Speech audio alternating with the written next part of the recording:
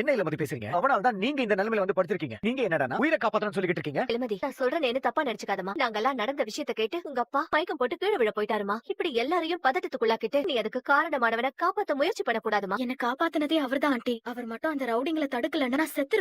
என்னடா என்ன உங்க ரூம்ல வச்சு அழகு பாக்குறீங்கம்மா? இதை விட எனக்கு வேற என்னமா வேணும்? நீங்க எதுக்கும் டென்ஷன் ஆகாதீங்கம்மா. எல்லாம் நான் பாத்து. பரமா, நீ மட்டும் என் கூட இருந்தன்னா இந்த ஊர் என்னடா ஊரு? இந்த உலகத்தையே ஜெயிச்சிருவேண்டா நானு. இன்னைக்கு நீ அம்மாவை ரொம்ப சந்தோஷப்படுத்திட்டடா. நம்ம தலைவர் இருக்காரு, அவர் வரைக்கும் அம்மா பேரு போயிருக்குன்னா பாரு. எப்பேற்பட்ட விஷயம் எல்லாம் ஒன்னாலதான்டா. இதெல்லாம் என்னம்மா எவ்வளவோ இருக்கு. ரிஷி தம்பி, இது உங்க அப்பா அம்மா இருந்தாங்களேனுதான் இவ பேசுறதுக்கெல்லாம் நான் அமைதியா இருந்தேன். இவளை பொறுத்த வரைக்கும் அந்த பரம கடவுள் அவதாரமாவே இருந்துட்டு போகட்டும். ஆனா எனக்கு அப்படியெல்லாம் இல்ல. என்ன பொறுத்த வரைக்கும் அவன் ரவுடி தான். நீ அமைதியா இரு கொஞ்சம். உனக்கு ஒண்ணு தெரியாது தம்பி. இவ கம்ப்ளைண்ட் குடுக்கலனாலும் பரவாயில்ல, நான் அவன் மேல கம்ப்ளைண்ட் குடுக்கறேன். அம்மா என்னம்மா சொல்ற? நடந்த எல்லாத்தையும் சொல்லியும் இப்படி பேசிட்டு இருந்தா என்ன அர்த்தம்? உனக்கு ஏதாவது ஆபத்து வந்திருந்தா நம்ம என்ன பண்ணிருப்போம்? ரிஷி தம்பி சொன்னது 100% கரெக்ட். அந்த கத்தி உன் கழுத்துக்கு வந்திருந்தா நாங்க எல்லாம் என்ன பண்ணிருப்போம்? பரமனை கொல்லணும்னு வந்தவங்க தானே உனக்கு இந்த நிலைமைக்கு ஆளாக்குனது. ஐயோ அம்மா, நான் சொல்றது உனக்கு புரியவே மாட்டேங்குது. எனக்கு எல்லாமே புரியுது. அதனாலதான் யோசிச்சு தெளிவா முடிவெடுத்திருக்கேன். ரிஷி தம்பி, நான் எங்க கையெழுத்து போகணும்னு சொல்லுங்க. முதல் வேலையா அந்த பரமனை உள்ள தூக்கி வைங்க. அவனை சும்மா மட்டும் விட்டுறாதீங்க தம்பி. இத பாருங்க அதிமதி, எதுவா இருந்தாலும் யோசிச்சு பண்ணுமா. நீங்க பண்ணீங்களா? வீட்ல ஒரு வயசு பொண்ணு இருக்கே, அந்த ரவுடி பையில கூட்டிட்டு வந்து வீட்ல தங்க வைக்கிறோமேன்னு நீங்க யோசிச்சீங்களா? அவன் எப்ப வீட்டுக்குள்ள வந்தானோ அப்பல இருந்து வீட்டுல பிரச்சனையாவே இருக்கு. இந்த ஒரு பிரச்சனையை மட்டுமே கணக்குல வச்சுக்கிட்டா எல்லாம் சரியா போச்சா? ஆமா, எனக்கு நன்றி இல்ல, விசுவாசம் இல்ல,